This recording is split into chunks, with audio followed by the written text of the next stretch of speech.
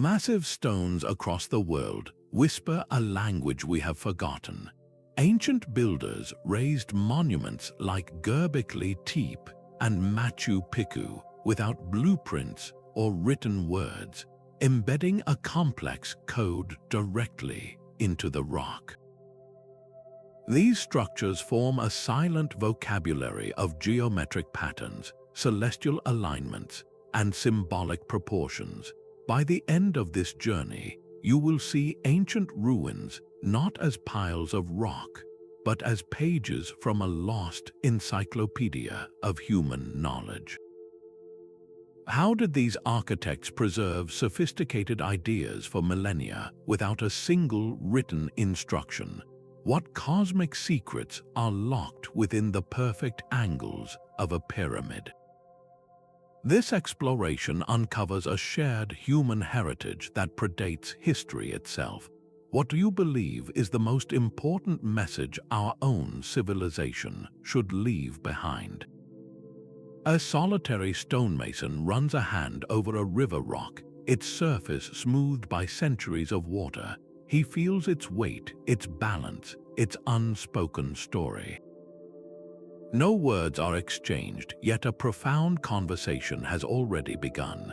This is the essence of non-linguistic communication, a universal language built not from sounds, but from substance. For these ancient builders, their entire vocabulary was hewn from the earth itself. The materials they chose, the placement of each block, and the very form of their structures served as a powerful, silent alphabet. Anthropologists like David Lewis Williams propose that long before complex writing systems emerged, human thought was expressed through such symbolic engagement with the world. A stone was never just a stone. Its intrinsic properties were loaded with meaning. Durability spoke of eternity, of a message meant to outlast generations. The specific source of the rock, whether from a sacred mountain or a riverbed, tied the structure to a spiritual landscape. Even acoustic qualities played a role. Think of the deep, resonant hum that can be felt in certain underground chambers, a vibration that might have been used to alter consciousness during rituals. The choice between materials was a deliberate statement. Why use a dark, heavy granite for a foundation but a lighter, more luminous limestone for the walls? One conveys permanence and strength, the other, perhaps, a connection to the sky or a more celestial purpose. Each decision was a word in a complex dialogue written in rock. This foundational understanding of material as meaning is what allows us to finally begin reading their work. We are now ready to see the specific architectural elements not as mere design, but as the grammar and syntax of a lost tongue. Geometry offers a silent vocabulary understood across cultures and millennia. The perfect spiral of a nautilus shell, a form echoed in stone from Newgrange to Mesopotamia, is one of its most fundamental words. This is the language of sacred geometry, where specific shapes and mathematical ratios were not merely decorative but held profound spiritual and cosmic significance. The golden ratio, approximately 1.618, and the Fibonacci sequence were seen as divine proportions, the very blueprints of creation. The philosopher Plato called geometry the language of the gods, and ancient builders used it to harmonize their structures with the universe itself. They embedded these ratios into every aspect of their work, from the precise dimensions of a doorway to the layout of entire chambers and the grand plan of a sacred site. This intentional design creates spaces that feel inherently balanced and powerful, even to a modern visitor who knows nothing of the math behind them. Consider the precise pentagonal symmetry found in some megalithic sites.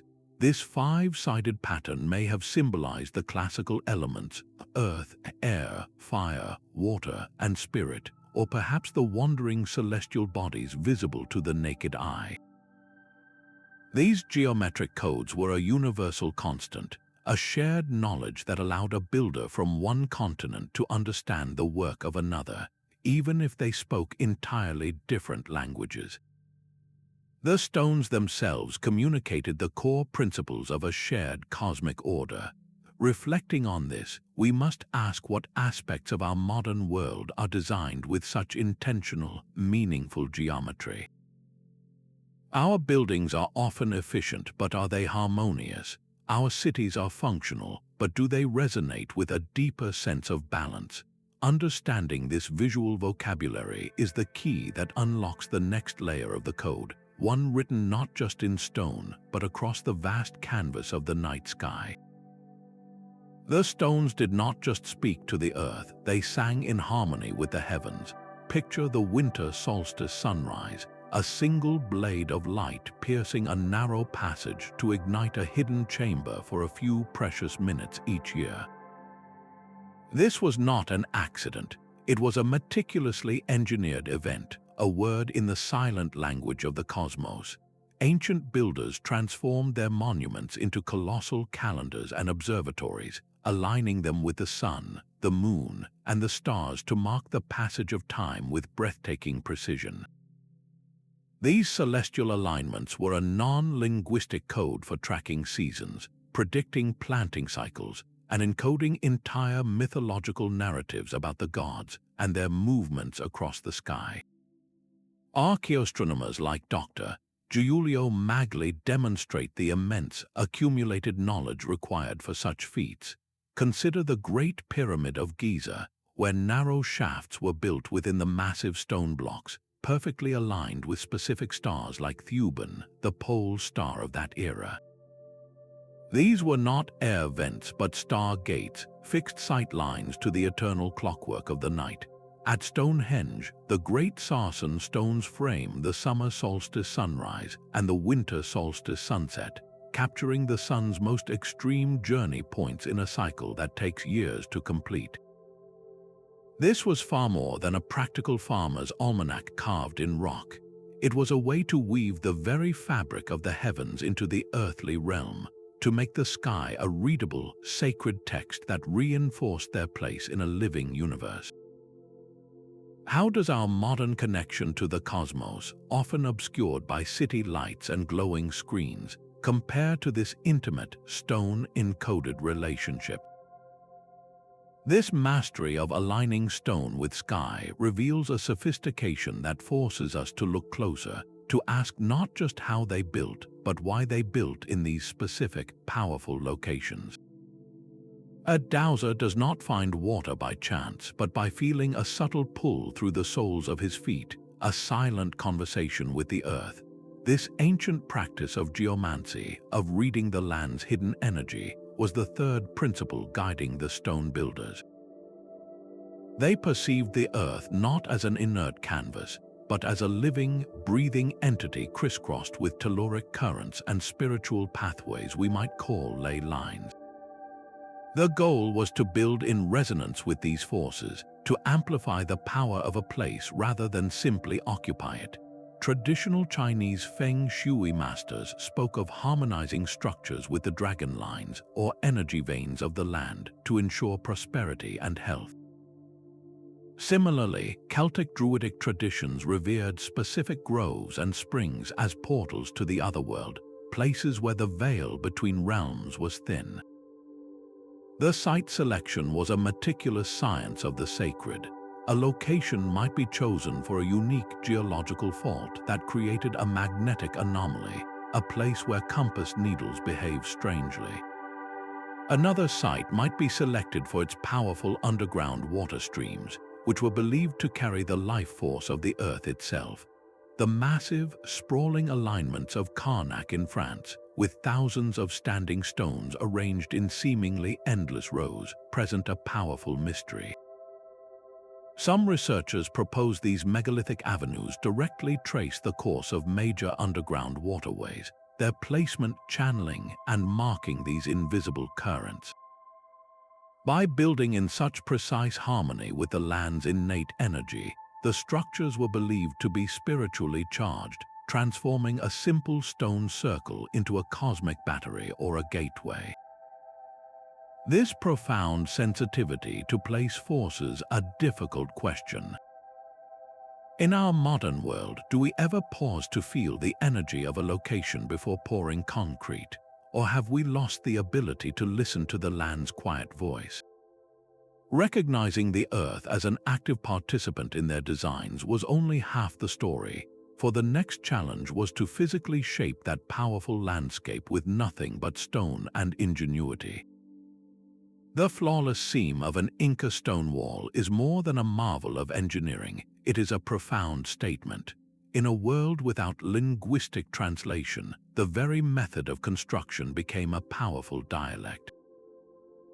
The incredibly tight, mortarless joints of polygonal walls, where not even a razor blade can slip between stones, speak of a perfect, unbreakable unity.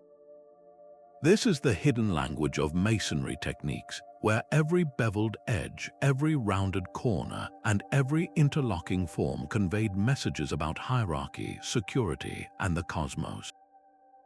Expert stonemasons restoring ancient cathedrals today confirm that every chip of the hammer was intentional, a deliberate choice in a visual vocabulary. Different cultures developed unique signature styles that broadcast their worldview. The massive, rough-hewn cyclopean masonry of Mycenae was a blunt declaration of raw power and permanence, its colossal stones meant to intimidate and endure for all time. In stark contrast, the refined, perfectly squared ashlar blocks of ancient Egypt symbolized a universe of divine order and mathematical precision, a civilization in perfect alignment with cosmic law. The widespread absence of mortar itself is deeply symbolic.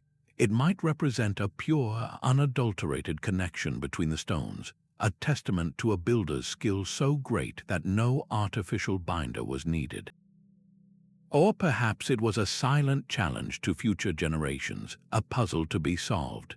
Look at the jigsaw puzzle walls of Sacsayhuamán in Peru, where enormous stones with dozens of complex angles fit together with impossible precision. Some researchers propose these walls are a terrestrial map of constellations, while others see them as the ultimate testament to a lost technology. The story does not end with the visual.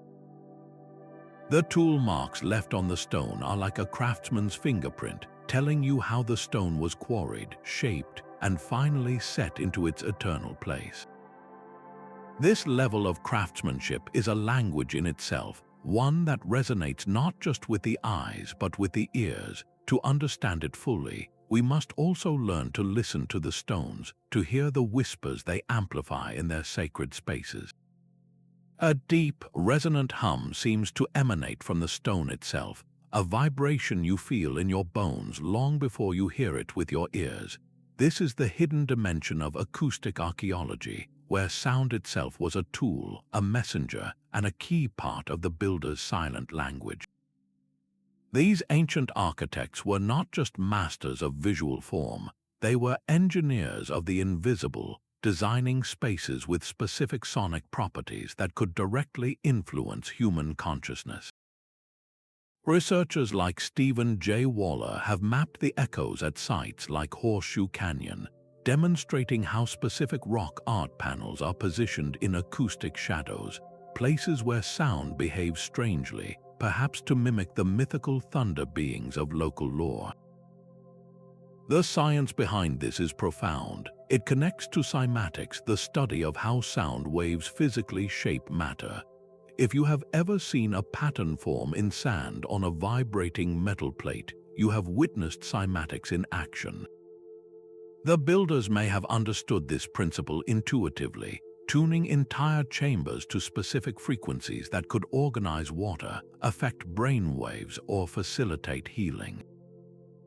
The Hal Saflieni Hypogeum in Malta offers a stunning example.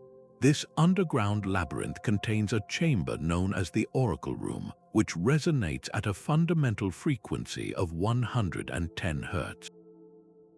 This specific vibration is known to alter brain activity, shifting from everyday beta waves into the more meditative, receptive alpha and theta states, potentially inducing trance-like conditions for rituals or divination.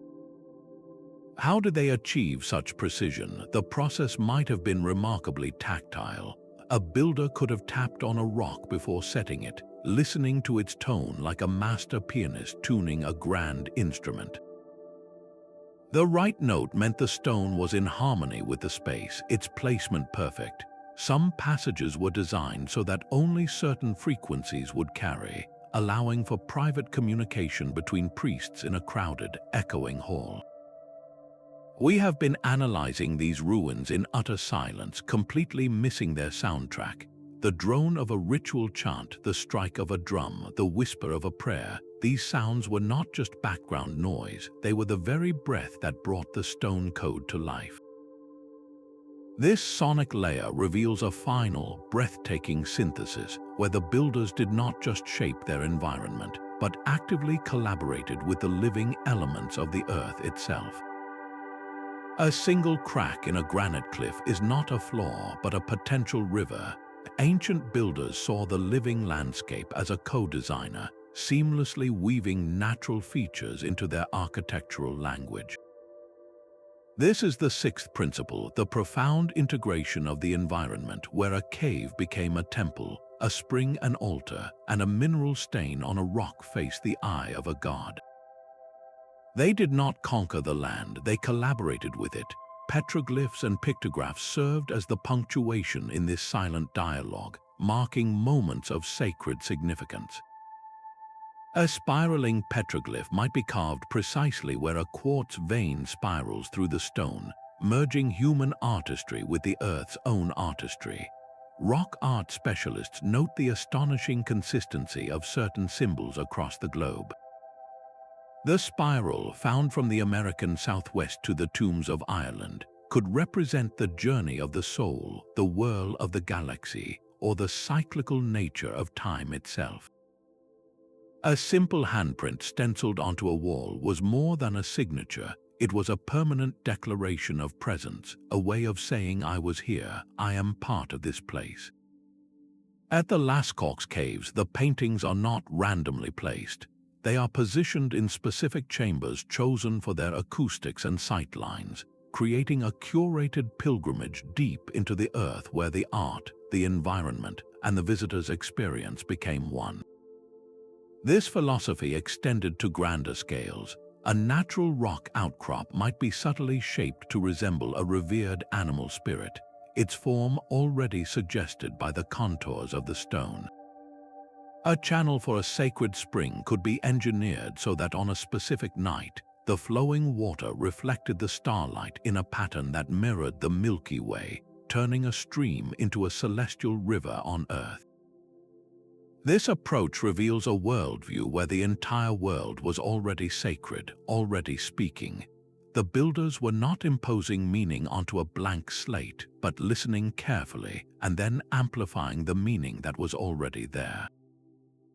It compels us to ask if our modern constructions ever seek such a conversation with their site, or if we simply clear the land and speak our own monologue.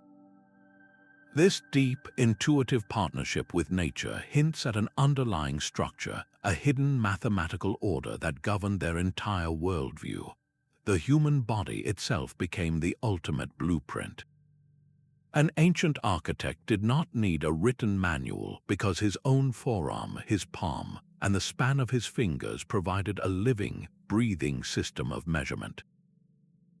This was the profound language of anthropomorphic proportion, a code that directly connected the microcosm of the individual to the macrocosm of the monument.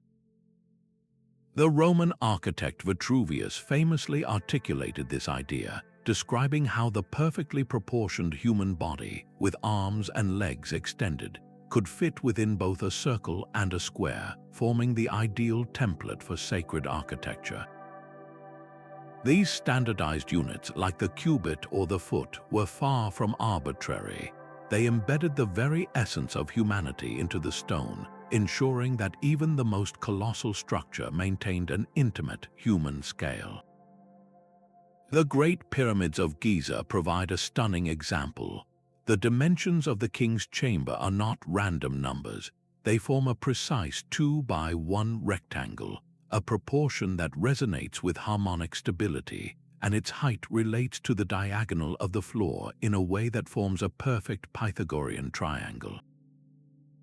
This was not merely advanced mathematics, it was a spiritual statement written in geometry, using the human body as its fundamental unit.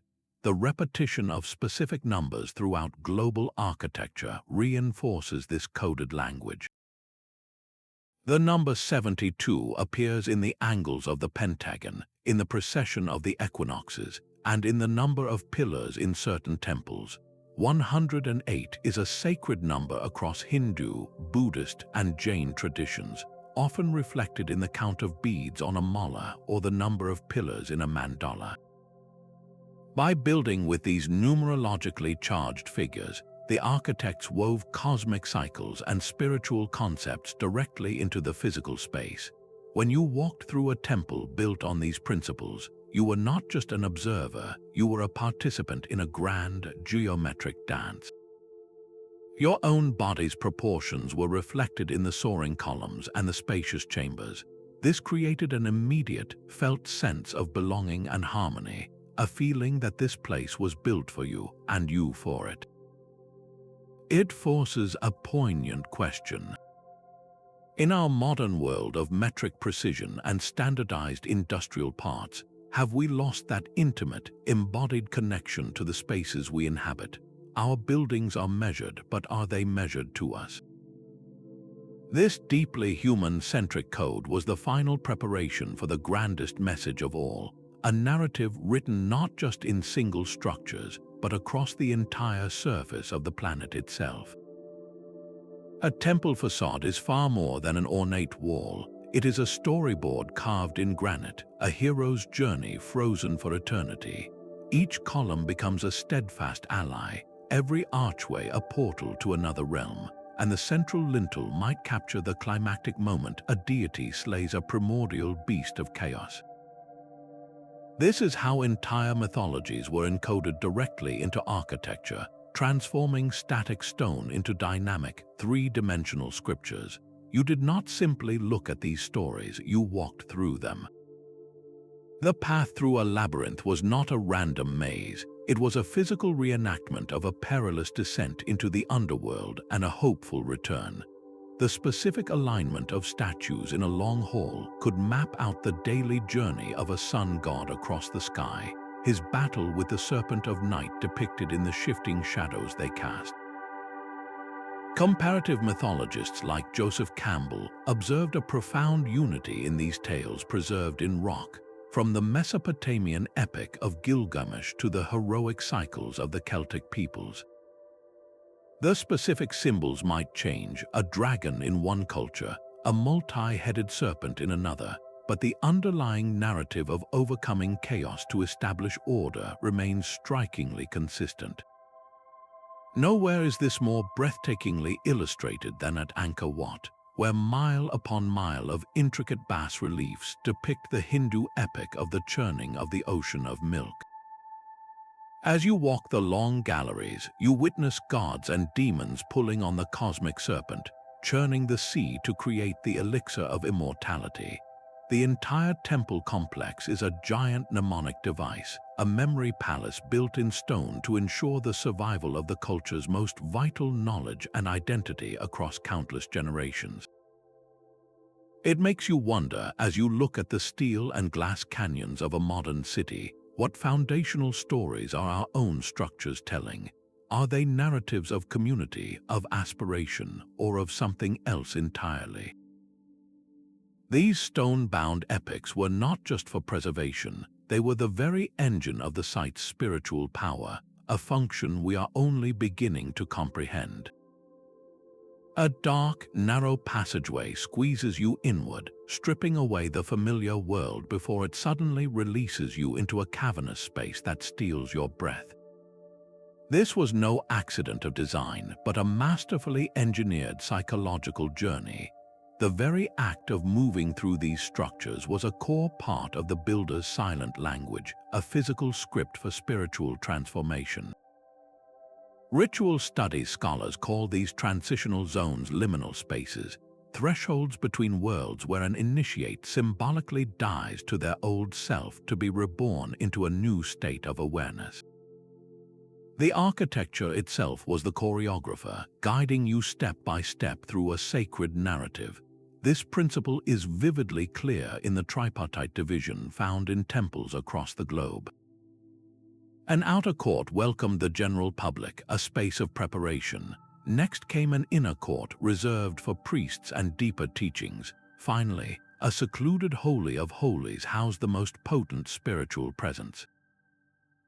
This was not just a security measure, it was a physical map of a spiritual hierarchy, moving from the profane to the profoundly sacred. Your body was compelled to enact the myth. In ancient Egypt, you walked a processional avenue flanked by towering statues, a path that built anticipation with every step. In the sunken courts of the Andes, you were forced to descend physically, mirroring a journey into the underworld before climbing back toward the light in a powerful metaphor for resurrection. You were not merely hearing a story about death and rebirth, you were living it with your own feet, your own breath, your own rising awe. How do our modern spaces attempt to guide us? A museum funnels you through a curated timeline, and a concert hall uses acoustics to focus your emotions. Yet these feel fleeting compared to the total, immersive transformation these ancient pathways were built to induce. This deep ritual intent explains the immense collaborative effort required. A single person does not move a 10-ton block to create a dramatic doorway. An entire culture had to share the belief that guiding a fellow human through a powerful, transformative experience was worth that colossal investment. The stones were silent partners in a ceremony of the soul, a function that leads us to the ultimate purpose of this global code, a message not for their time but for ours. The sheer scale of a single megalithic block speaks of 1,000 hands moving as one. This 10th principle reveals that the true code was not just in the stone, but in the society that moved it. These monumental projects were a powerful social language, a non-linguistic statement of communal identity and shared belief that could coordinate thousands of people without a common spoken tongue.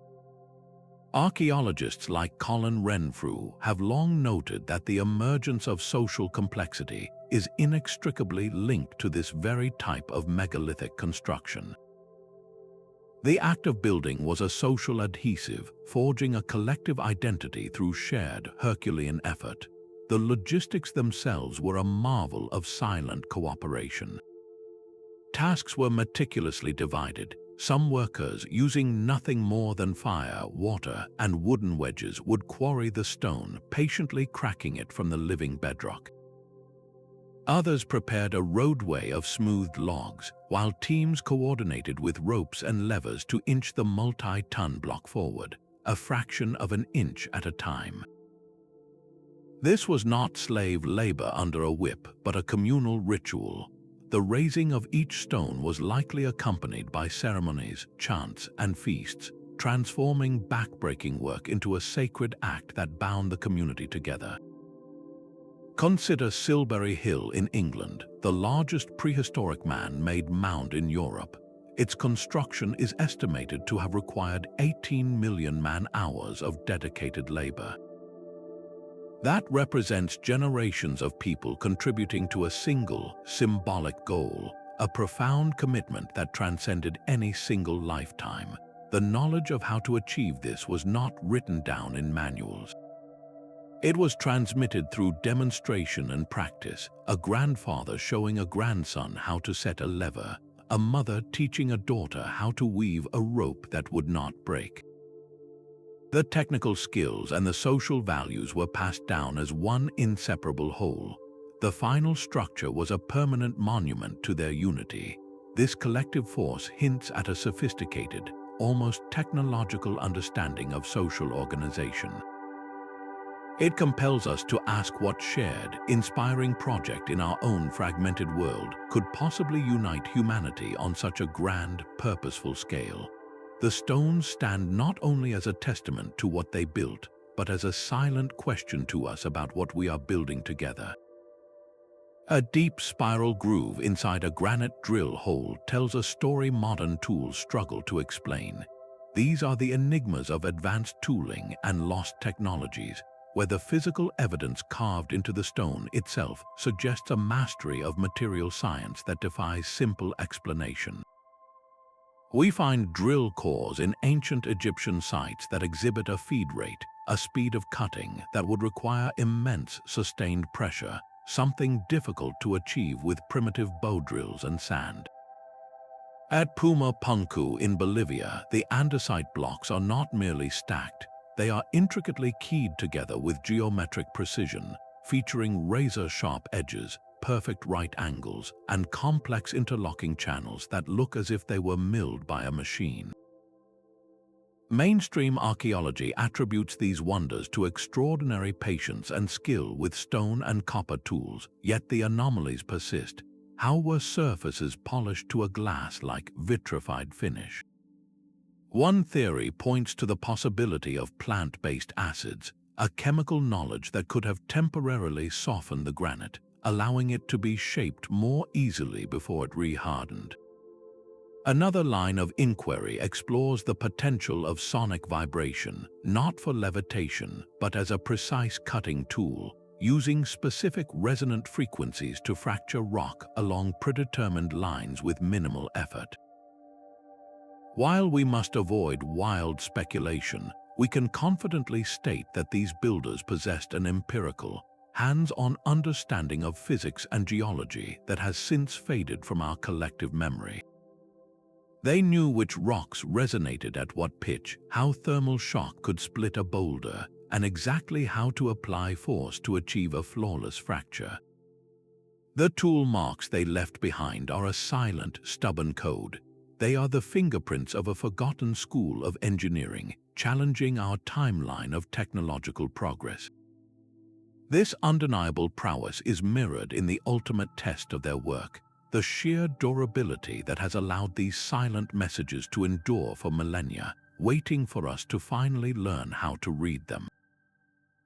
Granite endures while wood rots, a truth every ancient builder understood in their bones. This 12th principle is the code of permanence, an anti-entropic design philosophy etched into the very soul of their work. These structures were not built for a century, but for an age, conceived as eternal statements meant to defy the relentless pull of time and decay. The choice of material was the first word in this declaration. They bypassed softer, more easily worked stone for the immense challenge of granite, basalt, and quartzite, materials chosen specifically for their ability to withstand millennia of earthquakes, erosion, and even human conflict. This was a non-linguistic scream into the future, asserting the permanence of their gods, their rulers, and their cosmic understanding. Modern structural engineers who study sites like Machu Picchu express pure admiration for their seismic resilience. The Inca mastery of polygonal masonry, with its trapezoidal doorways and interlocking blocks, created structures that could dance with an earthquake. During a tremor, the stones in a wall would shift and settle, clicking and grinding against each other, only to lock back into place once the shaking stopped. They were not rigid but alive, designed to absorb and dissipate energy rather than resist it until they shattered. This reveals a profound insight. These builders did not seek to conquer natural forces, but to collaborate with them, to build in harmony with the very physics of a dynamic planet. The Great Pyramid's near-perfect alignment to the cardinal directions is not just an astronomical feat, it is a feat of geological stability. That precise orientation, coupled with its brilliant distribution of mass, has allowed it to stand firm against the shifting sands and desert winds for thousands of years. Every aspect of its form was a calculated decision in a war against entropy. This obsessive pursuit of eternity speaks to a deep-seated human yearning to leave a mark, to send a message in a bottle across an ocean of time. It forces a stark reflection. In our modern era of planned obsolescence, where buildings are often designed with 50-year lifespans and technology is outdated in months, what does our own architecture whisper about our values? Are we building for the present moment or for the generations yet to come?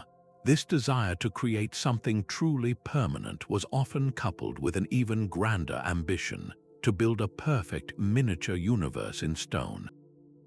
The floor plan of a temple can be a star chart. Ancient builders did not just observe the cosmos, they recreated it on the ground, designing entire complexes as symbolic microcosms of the universe.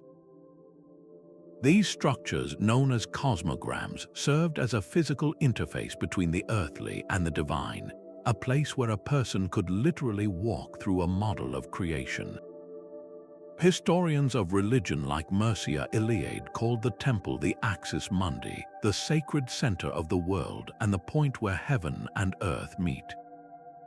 The ziggurats of Mesopotamia were not just impressive towers, they were artificial sacred mountains, their stepped tiers representing different levels of reality, a staircase for the gods to descend and for human prayers to ascend.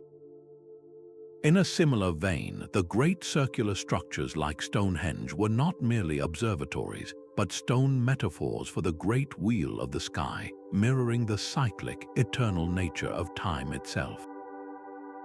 Perhaps the most breathtakingly literal example is the Borobudur Temple in Indonesia. Here, a pilgrim does not simply walk into a building, they embark on a spiritual journey. They ascend through 9 stacked platforms, moving from the base of worldly desire, through the realm of forms, and finally to the formless summit of enlightenment. The entire massive structure is a 3-dimensional map of Buddhist cosmology, its architecture a silent teacher guiding the initiate through the very stages of awakening. This forces a powerful question about our own environment. If a temple is a model of the universe, then what cosmic order does a modern cityscape represent? Is it a model of commerce, of industry, of anonymous connection? The creation of such a perfect symbolic universe required more than just spatial genius. It demanded a way to weave time itself into the stone, to make the very walls tick with the rhythm of the ages. A temple's eastern facade is not merely a wall, it is a receiver tuned to the frequency of creation. Every sunrise was a ritual, and by orienting their structures with such breathtaking precision, ancient builders made the cardinal directions part of their core vocabulary.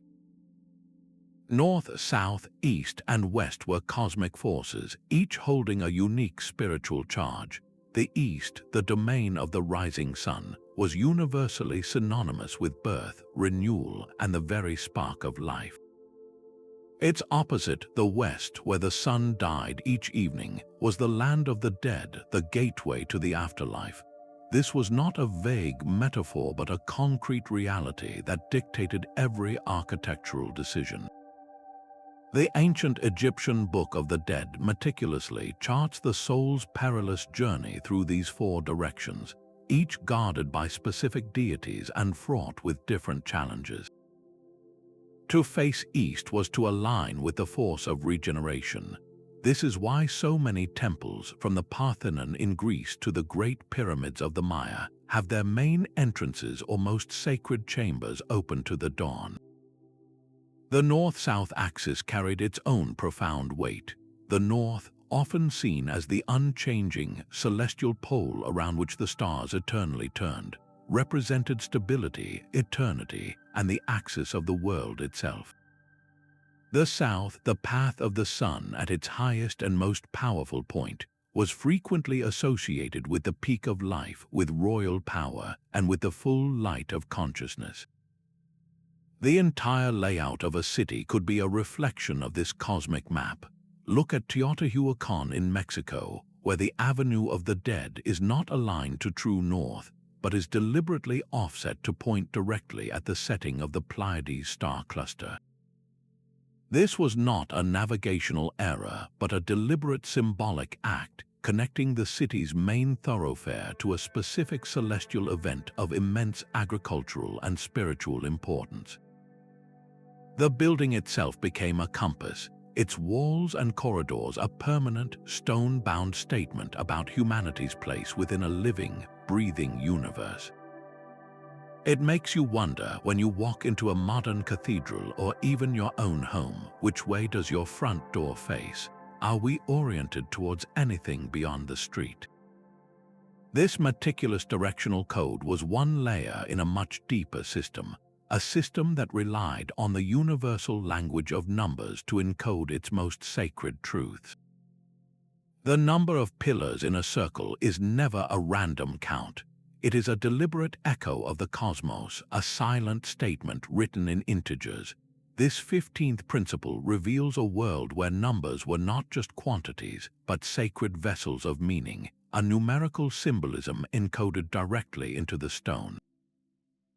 Builders across the globe used specific, powerful numbers to infuse their structures with hidden layers of philosophical and astronomical significance.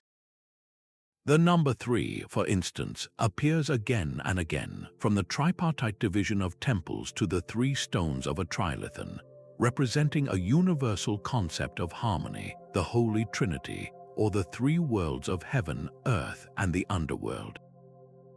7, the count of the wandering celestial bodies visible to the naked eye, gave us the 7-tiered ziggurat and the 7 days of the week. 12, the number of zodiac signs or the months in a lunar cycle, dictated the count of pillars in a stone circle or the gates of a celestial city. 40 was a number of transformation and testing, seen in the 40 days of the flood or 40 years in the desert. But this code goes far beyond simple numerology. The mathematical sophistication is staggering. The ratio of the Great Pyramid's perimeter to its height is a close approximation of 2 pi, a mathematical constant that would not be formally defined by the Greeks for another 2,000 years. This suggests the builders possessed a profound, perhaps empirical, understanding of the relationship between a circle's circumference and its diameter, embedding this cosmic constant into a square-based structure. The number 108 offers a perfect example of this encoded philosophy. The Temple of Heaven in Beijing is surrounded by a low wall with precisely 108 stones. In Buddhist and Hindu cosmology, this number is deeply sacred, representing the 108 earthly desires or defilements that a soul must overcome to reach enlightenment. A pilgrim walking past each stone was not just seeing a barrier, but physically moving past a symbolic representation of each temptation, enacting a spiritual purification with every step. The building itself became an abacus for the soul. This numerical language was a universal code, allowing a learned person from any culture to read the core tenets of a foreign belief system simply by counting, measuring, and calculating the ratios present in its architecture. It makes you wonder, in our data-saturated world, what do our own significant numbers truly represent? We have area codes, social security numbers, and credit scores, but do any of them point to the stars or speak to the journey of the human spirit? This intricate mathematical artistry was the final, flawless layer of the code, proving that the message was not just in the stone's shape or placement, but in the very numbers that defined its existence. A stone beam appears to sag dramatically, as if the very rock were a pliable fabric. This is not a sign of structural failure, but a breathtaking display of stereotomy, the ancient art of cutting stones into complex, interlocking shapes. Builders used this sophisticated craft to create deliberate optical illusions, manipulating human perception to convey deeper philosophical truths.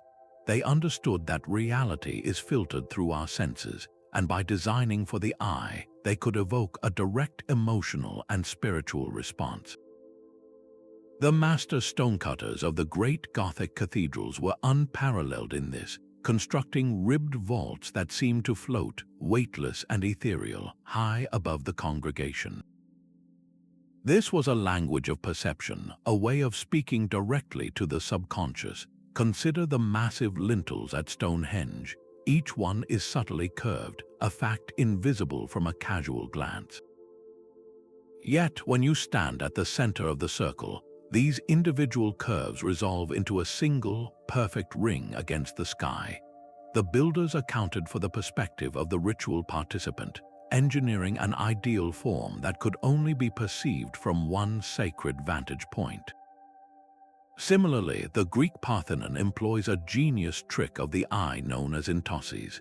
Its majestic columns are not straight, but swell almost imperceptibly in the middle. Without this subtle bulge, our eyes would perceive the columns as concave, as if pinched. The slight swelling corrects this illusion, creating the visual impression of perfect, muscular straightness and unyielding strength. These were not mere aesthetic flourishes. They were early applications of perceptual psychology, designed to inspire awe and a sense of encountering something beyond the natural world. The ability to bend light and shadow with stone demonstrated a command over both the physical and the phenomenal realms. We are surrounded by similar illusions today, from forced perspective in cinema to the clever mirrors in a modern boutique that make a small space feel vast. Yet, we rarely pause to ask what deeper truths these contemporary illusions are meant to communicate. This mastery of visual language enabled the builders to direct attention with incredible precision, creating powerful symbolic focal points that anchored the entire sacred space. At the heart of every great sanctuary lay its spiritual axis, a single stone that anchored the entire cosmos. This was the omphalos, the world navel, a point believed to be the umbilical cord connecting the earthly realm directly to the divine. These anointed stones served as the symbolic and energetic heart of a sacred site, the very spot from which creation was thought to have emanated. The most renowned example is the Delphi omphalos in ancient Greece, a stone revered as the literal center of the world, where two eagles released by Zeus from opposite ends of the earth were said to have met. Pilgrims journeyed for weeks just to stand in its presence, to touch the nexus point of all existence. But this concept is a universal thread in the global tapestry of sacred architecture. In Jerusalem, the foundation stone on the Temple Mount is venerated in Jewish tradition as the place where the world was created, the very first point of solid ground to emerge from the primordial waters.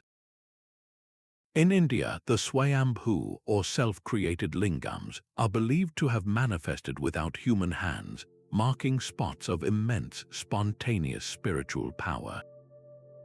The geometry of the entire site would often radiate from this central point. Pathways, walls, and alignments were not random, but carefully arranged to spiral out from or focus energy toward this spiritual anchor. The placement of such a stone was a profound, non-linguistic declaration. It stated without a single written word that this place was a cosmic crossroads. Where do we locate the center of our own world today? Is it a capital city, a financial district, or perhaps a digital space? For the ancients, this central point was not merely symbolic, it was a functional portal for communication. It was the seat of the oracle, the place where the veil was thinnest and the silent language of the gods could be heard and interpreted for all to understand. The stone itself was the medium, a physical instrument for channeling voices from beyond.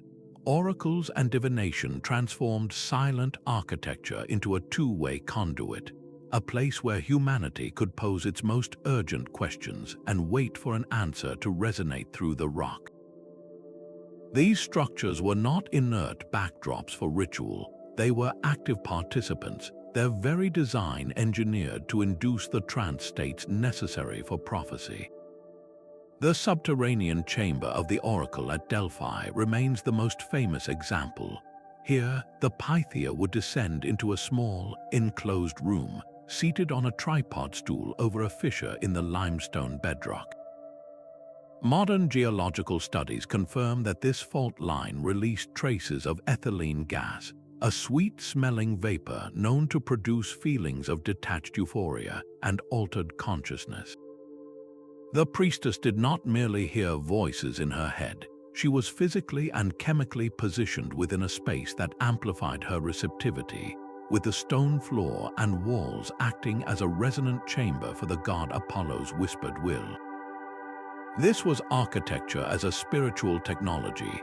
Beyond gas vents, builders manipulated sound and light with incredible precision. A narrow shaft might be angled to allow a single beam of sunlight to strike a carved symbol only once a year on the solstice, illuminating a divine message in a flash of celestial timing.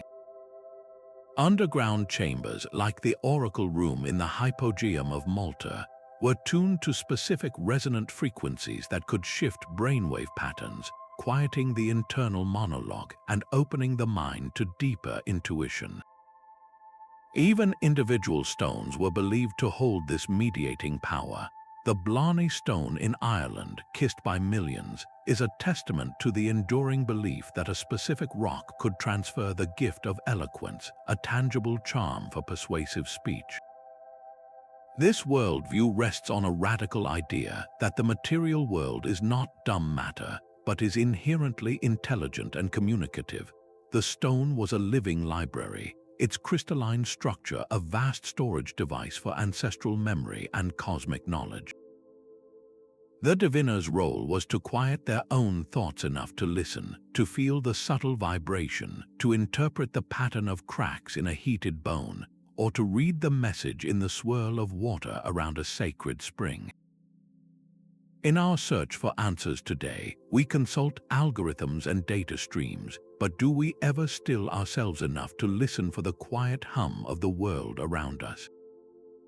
This profound belief in a speaking earth culminates in the ultimate purpose of the entire code, a warning and a gift meant specifically for our time.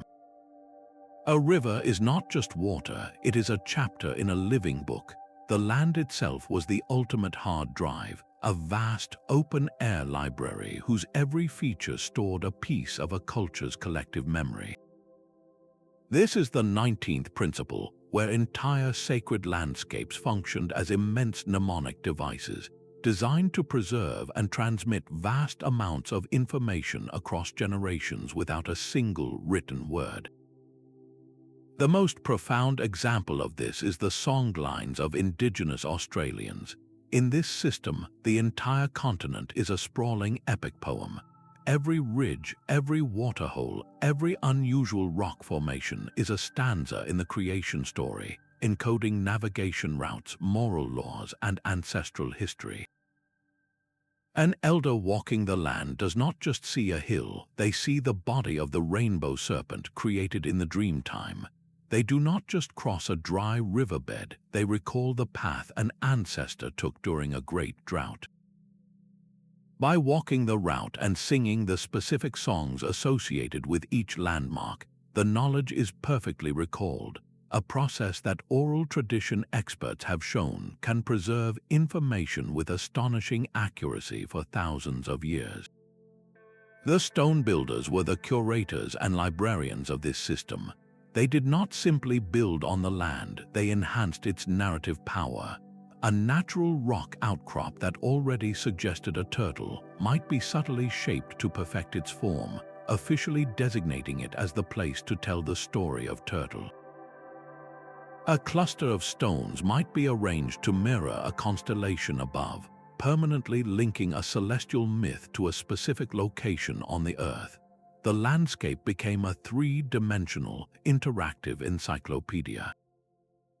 This challenges our modern reliance on fragile digital clouds and perishable paper. What would it take for us to read our own cityscapes or countrysides as such a library? Could we ever learn to see a cracked pavement as a record of an earthquake, or an old oak tree as a witness to a forgotten peace treaty? This holistic view connects each individual site to a much wider global context, suggesting that our planet is not just dotted with ruins, but is one vast, interconnected archive of human experience. The same architectural grammar appears on opposite sides of the planet. A map of the ancient world reveals a startling pattern, a silent conversation happening across vast oceans and impassable mountain ranges. The stepped pyramids of Egypt, Mesoamerica, and China rise with a similar silhouette, a geometric echo. Stone circles in Britain and West Africa mark the horizon with an identical circular logic, despite their builders having no conceivable contact. How can we explain these uncanny parallels in the silent language of stone? Mainstream archaeology often attributes this to a concept known as psychic unity, the idea that all human minds, when faced with similar environmental and spiritual challenges, will arrive at similar solutions. A culture seeking to build a staircase to the heavens will naturally create a towering, ascending form. A society wishing to track the cyclical nature of time will inevitably mark the sun's extreme rising and setting points with a circle of stones. The specific forms, like the corbelled arch, appear with remarkable similarity in both Mayan and Mycenaean structures. This technique, where each successive layer of stone projects slightly inward until the opening is bridged at the top, is a brilliant solution to the problem of creating a sturdy, weight-bearing arch without a keystone. That two cultures on different continents independently invented this same complex solution speaks to a shared cognitive toolkit for solving structural problems.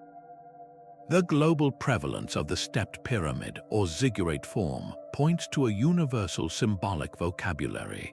It is a man-made mountain, a deliberate recreation of the primordial mound from which many cultures believed creation itself sprang forth. This was not about copying a design, but about independently arriving at the same architectural conclusion because the underlying cosmic principle was the same everywhere. The similarities in precise astronomical alignment are perhaps the most compelling. The fact that the Avenue of the Dead at Teotihuacan aligns with the Pleiades, while the Great Pyramid's shaft targets specific stars, suggests that when humans looked at the sky, they saw the same cosmic order and felt the same imperative to mirror it on the ground. This does not necessarily prove that ancient Egyptians sailed to Mexico, but rather that a shared way of perceiving the world, a universal human cognitive blueprint manifested in stone. The language of the builders was not a single, lost mother tongue, but a fundamental proto-science and proto-religion, a deep-seated human instinct to encode our understanding of the cosmos into the most permanent material we could find. Seeing these sites as nodes in a global network of meaning, rather than isolated wonders, transforms our understanding of human history. It suggests that before the Tower of Babel, before our languages fractured, we were all speaking the same silent tongue, building the same silent prayers into the skin of the earth. What other universal human languages beyond architecture might we still share without even knowing? A blind doorway in a temple wall is not a builder's mistake, but a profound invitation. It marks the threshold between exoteric and esoteric, between the knowledge available to all and the wisdom reserved for the initiate. This principle of initiation reveals that the deepest layers of the stone code were not public scripture, but a protected curriculum for those who had proven themselves ready. The great monuments possessed a dual voice. To the common citizen, they spoke of gods, seasons, and communal power. But for the adept who had undergone rigorous training and purification rituals, the very same stones whispered a radically different, more potent truth. Architectural features were the tools of this secret teaching, a hidden passage behind a movable slab, a chamber accessible only by traversing a narrow, lightless corridor. These were not whims of design. They were physical manifestations of the initiatic path itself, a journey from the darkness of ignorance to the illuminated understanding within. The so-called air shafts in the king's chamber of the Great Pyramid, for example, which align with stars like Orion and Sirius, likely held profound symbolic meaning concerning the soul's celestial journey after death, a core tenet of the Egyptian mystery system revealed only at the highest levels of initiation. This knowledge was a form of power, and its transmission was fiercely protected. In the Greek Eleusinian mysteries, initiates were sworn to secrecy on pain of death, the core truths passed down through direct transformative experience, not written text. This oral and experiential tradition ensured the knowledge remained vibrant and adaptable, yet secure from dilution or misuse. The stone itself was the ultimate teacher, but only for those who knew how to read its deeper grammar. This creates a tangible hierarchy of understanding where a farmer sees a calendar, a priest sees a divine blueprint, and a high initiate perceives the very laws of cosmic creation encoded in the angles and alignments. It forces a stark reflection on our own systems of knowledge. We live in an age of information saturation, where data is cheap and accessible to all. Yet, do we possess a comparable system for transmitting transformative, experiential wisdom, or has our very openness stripped knowledge of its sacred, guarded power? This esoteric dimension is precisely what fuels both profound insight and wild misinterpretation of these ancient sites, as modern seekers try to decode a language whose key was never meant to be written down. A gleaming silver saucer descending to guide primitive humans does not explain the patient genius in a single, perfectly set stone. The 20th principle confronts a modern myth, the ancient aliens fallacy, a narrative that has captured imaginations but profoundly disrespects the very people it seeks to explain. This popular theory, while entertaining, ultimately robs ancient cultures of their own intellect and skill. It is a shortcut that avoids the more challenging and far more rewarding truth of human capability.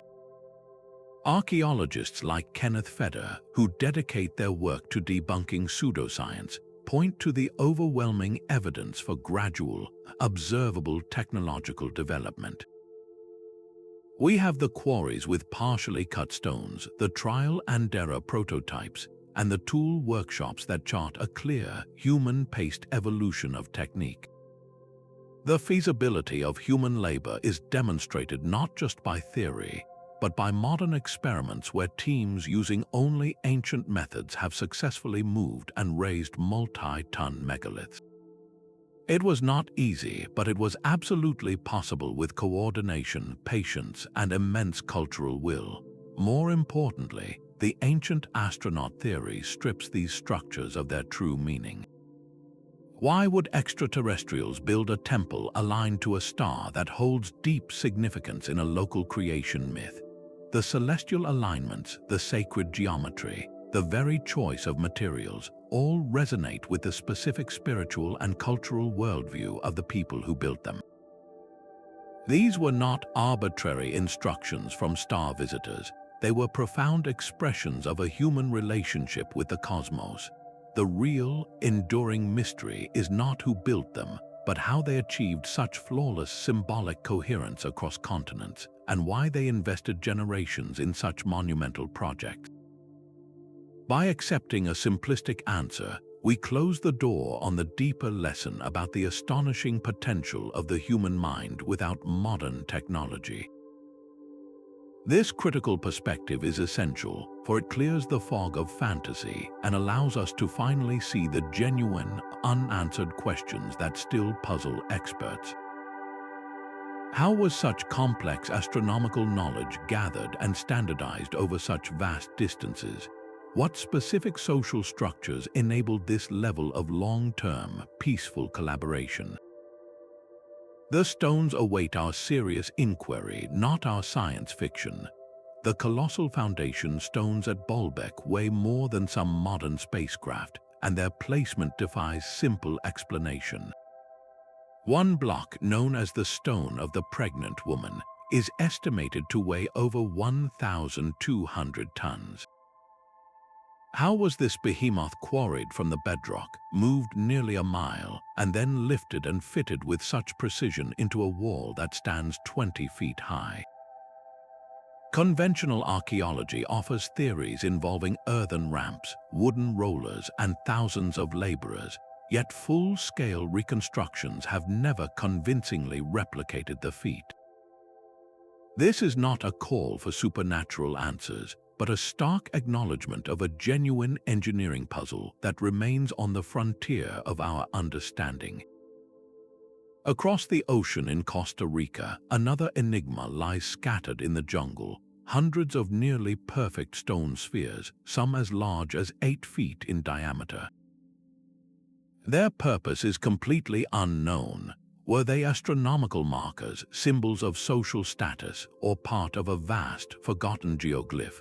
Their near-perfect form speaks of a sophisticated, replicable technique for shaping granite, yet the cultural context that would explain their meaning has been utterly lost. Then there is the foundational knowledge itself, the geometric and astronomical precision encoded in the Giza pyramids, aligning to true north and incorporating the constant of pi, points to a systematized science that seems to appear fully formed in the archaeological record. Where are the centuries of preliminary, less perfect experiments that should precede such mastery? These are not proofs of Atlantis or alien visitation, but legitimate, open questions that drive scientific inquiry forward. They represent the current limits of our ability to decode this silent language. These enduring enigmas are a gift, a reminder that the past still holds profound secrets. They highlight the terrifying fragility of this non-linguistic knowledge, a system so robust it could last for millennia, yet so vulnerable that its deepest principles could vanish almost without a trace. What advanced imaging or new physics might finally let us hear the whispers from these stones?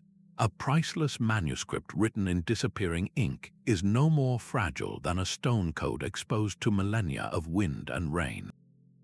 These silent messages, carved into the very skin of the earth, face a slow, relentless erosion. The primary threat is not always a dramatic collapse, but the gradual, patient work of nature and the swift, careless actions of humanity.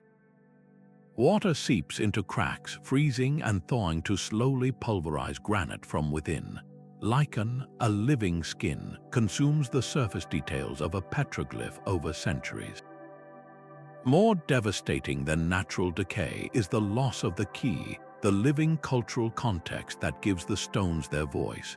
When the last elder who can walk a songline and sing its stories passes away, an entire library of landscape memory vanishes in a single moment. The tragic demolition of the Buddhas of Bamiyan was a violent, instantaneous example of this fragility, a stark reminder that these sites are vulnerable to ideology and conflict as much as to the elements. Modern conservation is now a race against time, employing digital archaeology to create immortal twins of these perishable originals. Teams use three-dimensional laser scanning to map every crack and contour, building perfect virtual models that can be studied long after the original stone has crumbled to dust. This work is a rescue mission for a non-renewable resource. It demands a new kind of collaboration, where satellite data is cross-referenced with the oral histories of indigenous knowledge keepers, and archaeologists work alongside tribal elders to piece together the full meaning of a site. This multidisciplinary effort is our only chance to preserve not just the physical form, but the soul of the code.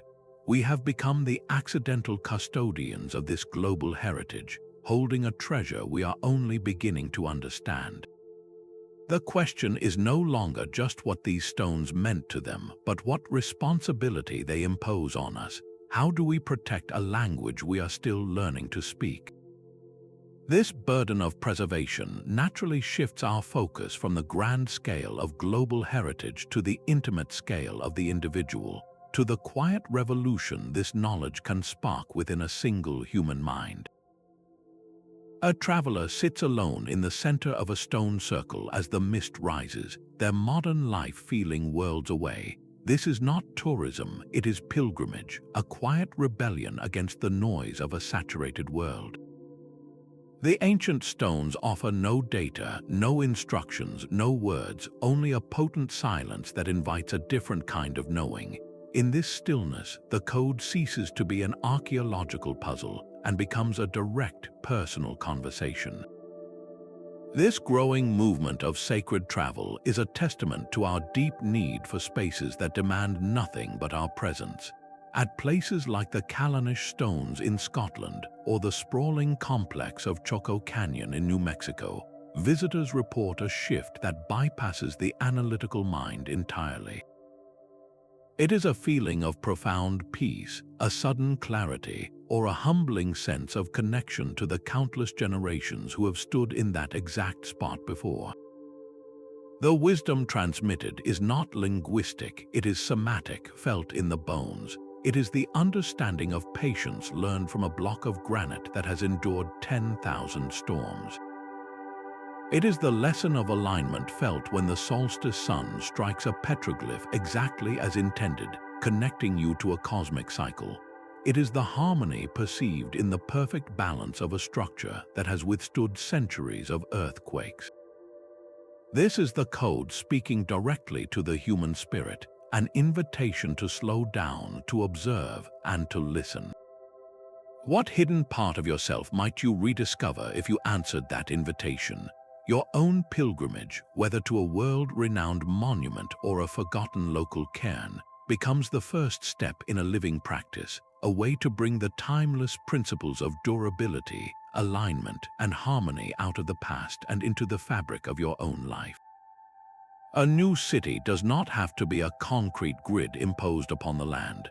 It could instead be a living extension of it, its streets aligned to catch the morning sun, its central park a deliberate echo of a sacred grove, and its buildings designed to hum in resonance with the Earth's own frequencies.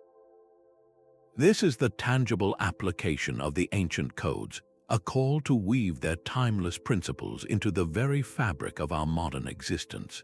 We are not being asked to abandon steel and glass for stone and mortar, but to rediscover the soul behind the blueprint.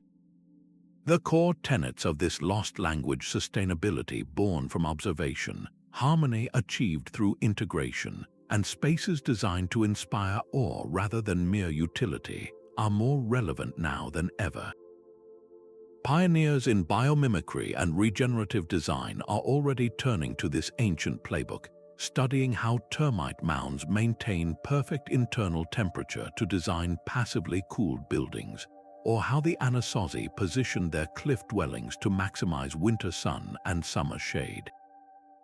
Imagine a modern neighborhood where the central plaza is not just a decorative circle of pavement, but a true agora, a space intentionally crafted to foster chance encounters, community gatherings, and the kind of unscripted civic life that fuels a thriving culture.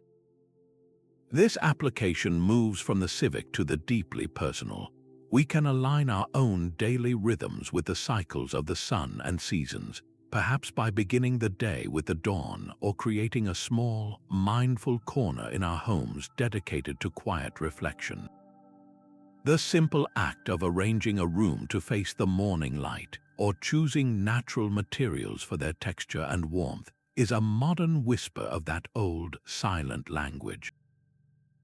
The stone builder's most profound message is not locked in the past. It is an urgent, contemporary question. Are we building a world that merely houses the body, or one that also nourishes the soul? Their legacy challenges us to measure our success not just in square footage and economic output, but in the enduring harmony between our creations and the living world we are part of. The silent language of stone is a testament to what humanity can achieve when we build in partnership with the world. We have journeyed through the principles of sacred geometry, celestial alignment, and the profound power of collective labor, uncovering a humanity deeply connected to the cosmos, the earth, and each other. These monuments are not relics of a primitive past, but enduring questions posed directly to our modern era. They challenge our assumptions about communication, technology, and the very purpose of human endeavor.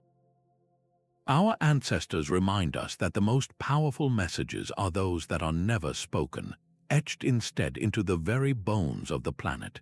Let this exploration be an invitation for you to look closer, to listen to the quiet spaces, and to find the hidden codes woven into the landscape around you. What will you create that speaks without a single word? If this journey into the depths of our shared past has inspired you, consider subscribing for more deep dives into humanity's greatest mysteries. We would love to hear your thoughts on these lost codes in the comments below.